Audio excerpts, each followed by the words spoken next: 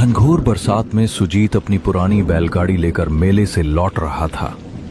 आसमान में काले बादलों की मोटी परतें उमड़ घुमड़ कर गरज रही थीं, मानो धरती पर टूट पड़ने को तैयार हों। बिजली की चमक जब जब आसमान को चीरती, पूरा जंगल पल भर के लिए सफेद उजाले में नहा उठता और फिर अगले ही क्षण और भी भयावना अंधकार में डूब जाता। शाम ढल चुकी थी और अंधेरा अब तेजी से चारों ओर फैल रहा था। तेज हवा पेड़ों को झकझोर रही थी। सूखे पत्तों की सरसराहट किसी अनजानी आहट सी लग रही थी। कीचड़ से लथपथ रास्ते पर बैलगाड़ी के पहिए धीरे धीरे धंसते जा रहे थे और बेचारे बैल हर कदम पर रुक रुक कर आगे बढ़ रहे थे, मानो उन्हें भी इस तूफानी रात की गड़गड़ाहट और अंधेरे का डर सता रहा हो। हे भोलेनाथ, कैसी घनघोर बरसात बरसा दी है। घर पहुंचना भी दुभर हो गया है। अरे ये कीचड़ भी ना। बस अब हिम्मत रखो रे बैलो, थोड़ा और, अभी हमें गांव पहुंचना है। काश मैं मेले में इतनी देर तक नहीं रुकता। अरे चलो रे, थोड़ा और जोर लगाओ। ये कीचड़ भी बस नहीं छोड़ता। अरे बाप रे, ये बिजली तो सिर पर ही गिरी लगती है। मेले की वो भीड़ अब किसी सपने जैसी लग रही है। यहां तो बस डर ही डर है। ये कैसी रात है, बारिश रुकने का नाम ही नहीं ले रही।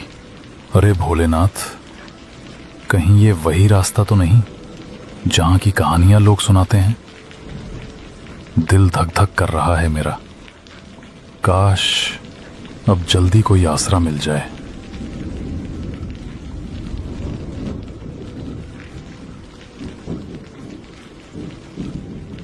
बारिश अब और भी तेज होती जा रही थी। बूंदें इतनी वेग से गिर रही थीं कि चेहरे पर पड़ते ही हल्की सी चोट का एहसास होता था। आसमान में बिजली बार बार चमक रही थी और बादलों की गड़गड़ाहट से धरती जैसे कांप उठती थी। चारों ओर सन्नाटा पसरा हुआ था। न कोई इंसान, न कोई आवाज, बस बारिश की लगातार ध्वनि और दूर कहीं से आती जंगली जानवरों की डरावनी आवाजें। सुजीत का दिल जोर जोर से धड़कने लगा। उसने इस रास्ते के बारे में कई डरावनी कहानियां सुनी थीं। दिन में यह रास्ता सुरक्षित लगता था, मगर इस तूफानी रात में सब कुछ भयानक रूप ले चुका था। तभी अचानक उसे दूर कहीं से मंदिर की घंटी की आवाज सुनाई दी। अजीब बात यह थी कि वो आवाज बारिश के शोर के बीच भी साफ और गूंजती हुई सुनाई दे रही थी। सुजीत ने ध्यान से सुना। हां, ये निश्चित ही किसी मंदिर की घंटी थी। अरे ये आवाज, ये तो मंदिर की घंटी जैसी लग रही है। हां बिल्कुल, पर इतनी तेज बारिश में कौन बजा रहा होगा इसे? सुजीत ने बैलों को उस आवाज की दिशा में मोड़ दिया। कुछ दूरी तय करने के बाद उसे घने पेड़ों के बीच एक बहुत ही पुराना शिव मंदिर दिखाई दिया। मंदिर पत्थरों से बना था और देखने में काफी जर्जर व प्राचीन लग रहा था, पर अजीब बात यह थी कि उसके भीतर से हल्की सी रोशनी झिलमिला रही थी। सुजीत ने अपनी बैलगाड़ी मंदिर के पास रोकी और उत्सुकता व डर के मिले जुले भाव के साथ जल्दी से मंदिर के अंदर चला गया। मंदिर बाहर से जितना पुराना लग रहा था, अंदर उतना ही स्वच्छ और शांत था। शिवलिंग के सामने अगरबत्तियां जल रही थीं और चारों ओर दूध और चंदन की हल्की सी खुशबू फैली हुई थी। ऐसा लग रहा था जैसे किसी ने अभी अभी पूजा की हो, मगर वहां कोई दिखाई नहीं दे रहा था। कोई है यहां? कृपया बाहर आइए। मैं रास्ता भटक गया हूं। बारिश बहुत तेज हो रही है। रास्ता कीचड़ में डूब गया है। बैल भी थक गए हैं। अगर थोड़ी देर यहीं रुक जाऊं तो कोई आपत्ति तो नहीं? अजीब है, मंदिर में रोशनी जल रही है, अगरबत्तियां भी सुलगी हैं, फिर कोई दिख क्यों नहीं रहा? कुछ देर बाद मंदिर के पीछे वाले कमरे से एक वृद्ध साधु प्रकट हुए, जिन्होंने गेरुए वस्त्र धारण कर रखे थे। उनकी लंबी सफेद दाढ़ी छाती तक लटक रही थी और माथे पर त्रिपुंड का गाढ़ा चिन्ह बना था।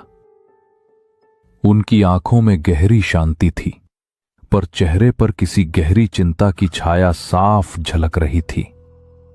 कौन हो तुम बेटा? इस तूफानी रात में यहां कैसे आ पहुंचे? महाराज, मैं पास के गांव से लौट रहा था। मेला देर तक चला गया, इसलिए देर हो गई। रास्ते में इतनी भयंकर बारिश शुरू हो गई कि कुछ सूझा ही नहीं।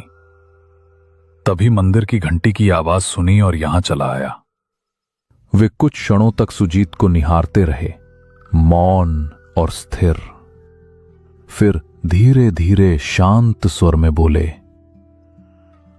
इस समय जंगल में रुकना उचित नहीं है। ये जगह दिन में भले शांत लगे, पर रात में इसका रूप बदल जाता है। हर आवाज का यहां कोई ना कोई अर्थ होता है और हर सन्नाटे में कोई छिपा हुआ स्वर। बेटा, अगर तुमने बाहर की घंटी सुनी है तो जान लो, वो हर किसी को नहीं बुलाती। मगर महाराज, आप कह रहे हैं कि वो घंटी हर किसी को नहीं बुलाती। इसका क्या मतलब है? साधु ने एक गहरी सांस ली। उनकी आंखों की शांति अब गंभीरता में बदल गई। कुछ पल तक वे मौन रहकर सुजीत को ध्यान से देखते रहे, मानो उसके भीतर कुछ खोज रहे हों। फिर धीरे से बोले, आज की रात यही मंदिर में रुक जाना। बाहर तूफान अभी थमने वाला नहीं है, मगर मेरी बात ध्यान से सुन। आधी रात के बाद अगर कोई आवाज सुनाई दे, चाहे कोई पुकारे, रोए या तुम्हारा नाम ले, किसी भी हालत में इस मंदिर की सीमा के बाहर मत जाना। याद रखना, हर आवाज इंसान की नहीं होती। सुजीत को साधु की बात कुछ अजीब जरूर लगी, पर उनके चेहरे पर झलकती गंभीरता देखकर साफ महसूस हो रहा था कि वे मजाक नहीं कर रहे थे। जी महाराज, मैं आपकी बात का ध्यान रखूंगा। चाहे कैसी भी आवाज क्यों ना सुनाई दे, मैं मंदिर के बाहर कदम नहीं रखूंगा। उसने मन ही मन सोचा कि शायद रात में यहां जंगली जानवर आ जाते होंगे, इसलिए साधु महाराज उसे डराकर सावधान करना चाह रहे हैं। साधु ने उसे पास के एक कोने में बैठने के लिए कहा। फिर वे अंदर चले गए और थोड़ी देर में एक थाली में कुछ ताजे फल लेकर लौटे।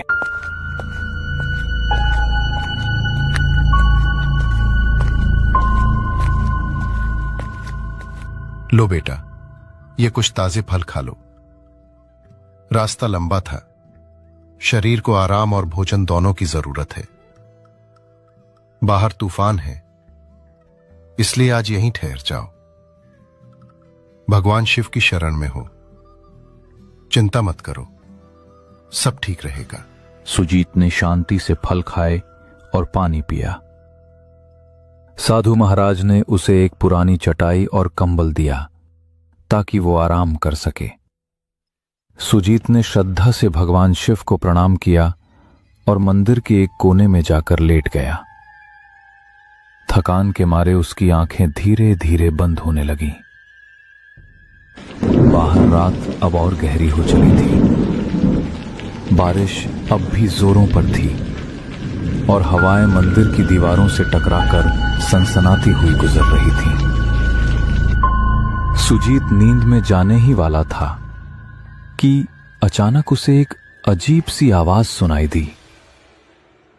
पहले तो वो बहुत धीमी थी, पर कुछ ही पलों में वो आवाज धीरे धीरे तेज होती चली गई।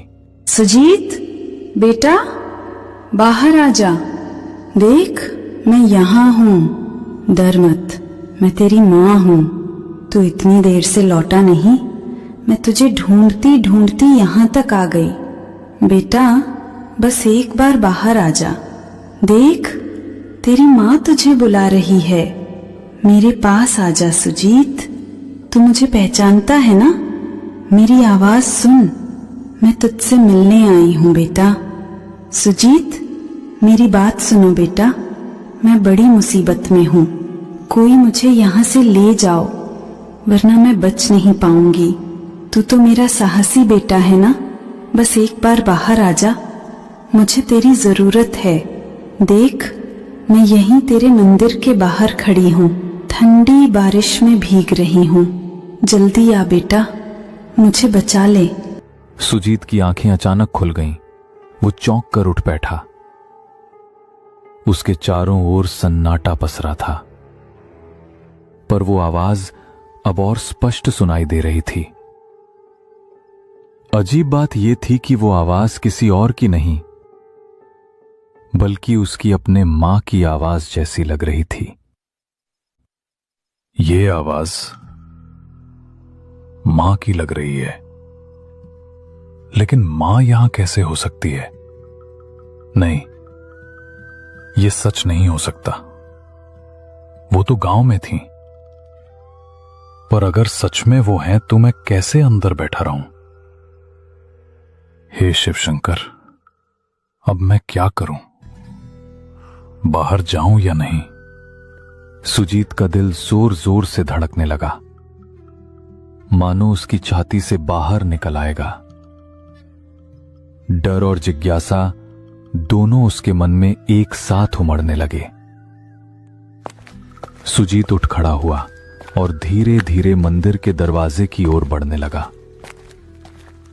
उसका हाथ दरवाजे की ओर बढ़ रहा था, जबकि मन भीतर से कह रहा था, शायद बाहर अगर मां है और अगर सच में उन्हें मदद चाहिए तो मैं कैसे ना जाऊं। तभी अचानक किसी ने उसका हाथ कसकर पकड़ लिया। सुजीत सिहर उठा, पीछे मुड़ा तो देखा साधु महाराज उसके पीछे खड़े थे। उनकी आंखों में गहरी गंभीरता और एक अनकहा डर झलक रहा था। रुको बेटा, एक कदम भी बाहर मत रखना। मैंने तुम्हें पहले ही चेतावनी दी थी। जो आवाजें बाहर से आती हैं वे इंसान की नहीं होती, चाहे वो तेरी मां की ही क्यों ना लगे। महाराज, पर वो तो सच में मेरी मां की आवाज थी। वही पुकार रही थी मुझे, कह रही थी कि वो मुसीबत में है। अगर सच में वो हैं तो मैं उन्हें ऐसे कैसे छोड़ दूं? वो तेरी नहीं है, ये छाया तुम्हारे मन को पढ़ लेती है बेटा। ये उसी की आवाज निकालती है जिसके लिए तेरे दिल में सबसे गहरा प्रेम हो। ये जानती है कि तेरे मन में अपनी मां के लिए कितना स्नेह है, इसलिए उसी का रूप धारण करके तुझे बुला रही है। कई यात्री इसके इस छल में फंस चुके हैं और फिर कभी लौटे नहीं। सुजीत बेटा, तू मुझे क्यों नहीं सुन रहा? सिसकियों की आवाज हवा में घुलती है। मैं बहुत दर्द में हूं, तेरी मां हूं मैं। देख, मैं यहीं बाहर हूं, बारिश में भीग रही हूं। रोने की धीमी टूटी हुई आवाज सुनाई देती है। मुझे अकेला मत छोड़ बेटा, बस एक बार बाहर आ जा। अगर तू नहीं आया तो मैं बच नहीं पाऊंगी सुजीत। महाराज, छोड़ दीजिए मुझे। वो मेरी मां है, उनकी आवाज मैं पहचानता हूं। आप समझ नहीं रहे, वो मुसीबत में है। मुझे उनकी मदद करनी ही होगी। कृपया जाने दीजिए, मैं उन्हें ऐसे नहीं छोड़ सकता। वो मुझे पुकार रही हैं महाराज। याद रखना, अगर तू बाहर गया तो तेरा नाम भी उनमें शामिल हो जाएगा। साधु ने झटके से सुजीत को वापस अंदर खींच लिया और जमीन पर बिठा दिया। फिर वे सीधे शिवलिंग के सामने जाकर पद्मासन में बैठ गए और ऊंचे स्वर में मंत्र जपने लगे। ओम नमः शिवाय, ओम त्र्यंबकम यजामहे सुगंधिम पुष्टिवर्धनम, ओम नमः काल भैरवाय, ओम हौजू सह रुद्राय नमः, हर हर महादेव, रक्षामि रक्षामि महाकाल देव। पंडित, तुम कितना भी मंत्र जाप कर लो, मुझे नहीं रोक पाओगे। मैं फिर आऊंगी, बार बार आऊंगी। जब जब कोई इस मंदिर में कदम रखेगा मैं उसे पुकारूंगी।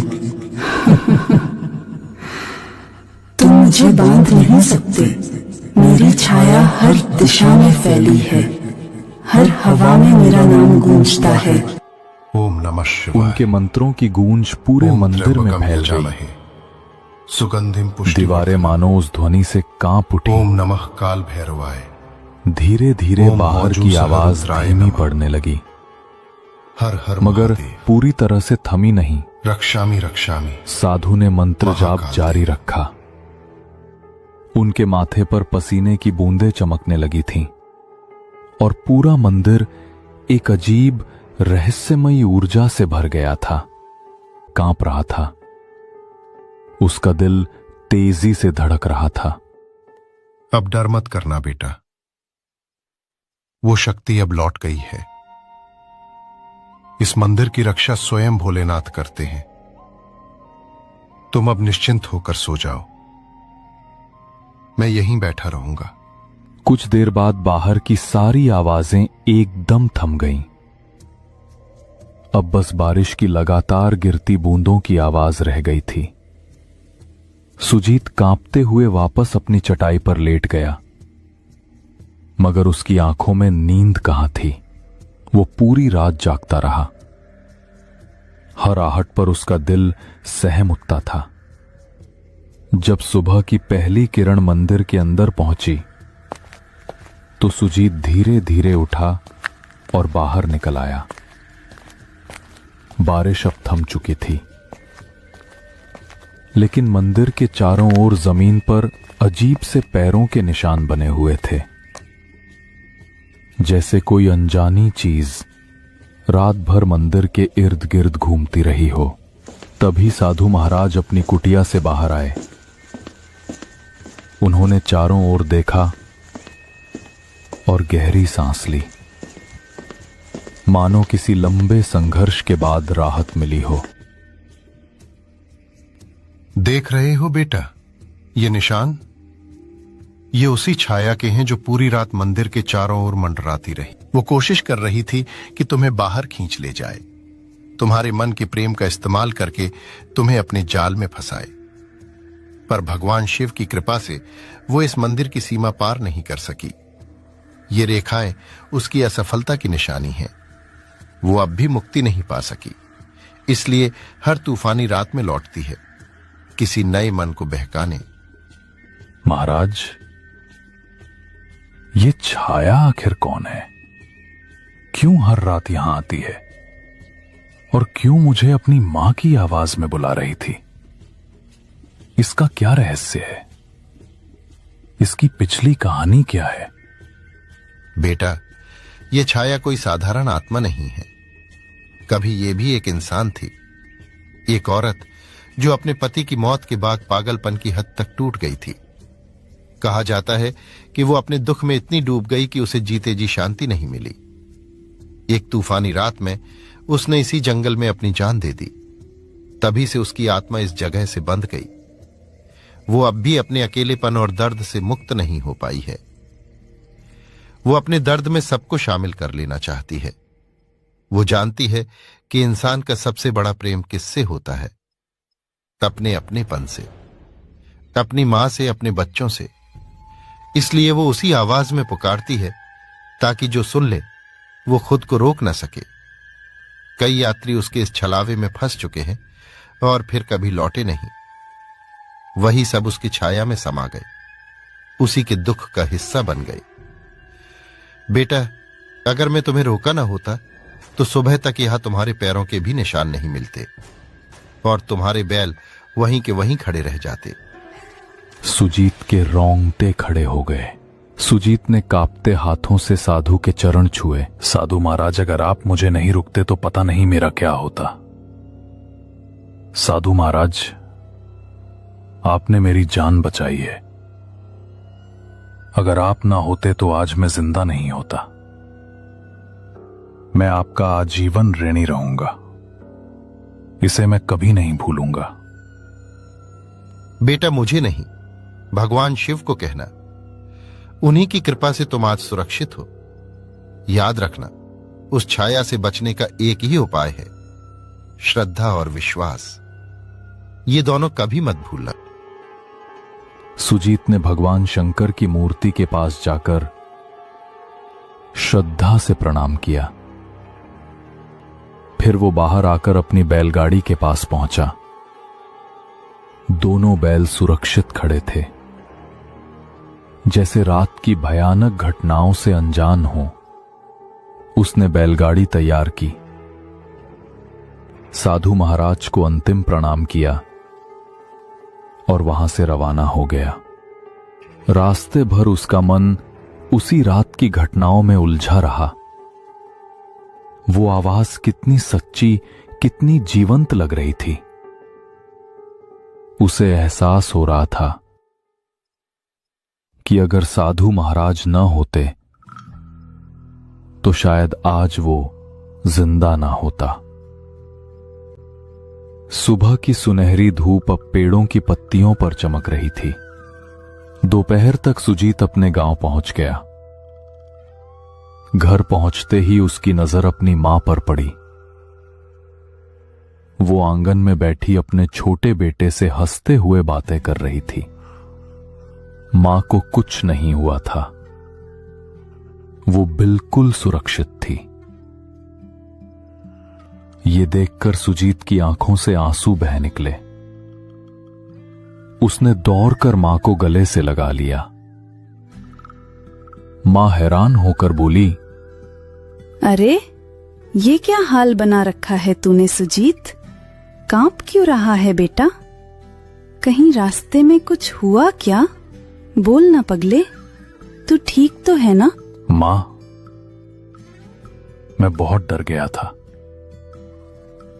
रात भर तुम्हारी आवाज सुनाई देती रही, इतनी सच्ची, इतनी करीब, जैसे तुम मुझे बुला रही हो। मैंने सोचा तुम किसी मुसीबत में हो। अगर साधु महाराज मुझे न रोकते तो शायद मैं आज तुम्हारे सामने न होता। सुजीत ने अपनी मां को रात की सारी घटना बताई। उसकी बात सुनकर मां की आंखों में डर और हैरानी दोनों छलकने लगे। धीरे धीरे ये खबर पूरे गांव में फैल गई। सबको मालूम हो गया कि उस जंगल में रात के समय कुछ अनहोनी घटती है। तब से किसी में भी इतनी हिम्मत नहीं रही कि अंधेरा होने के बाद उस रास्ते पर कदम रखे। अगर कोई अनजान यात्री भटक जाता तो गांव वाले उसे शिव मंदिर का रास्ता दिखा देते, जहां साधु महाराज निवास करते थे। अब सुजीत हर महीने मंदिर जाता, श्रद्धा से साधु महाराज के चरण छूता और पूजा का सामान व फल अर्पित करता।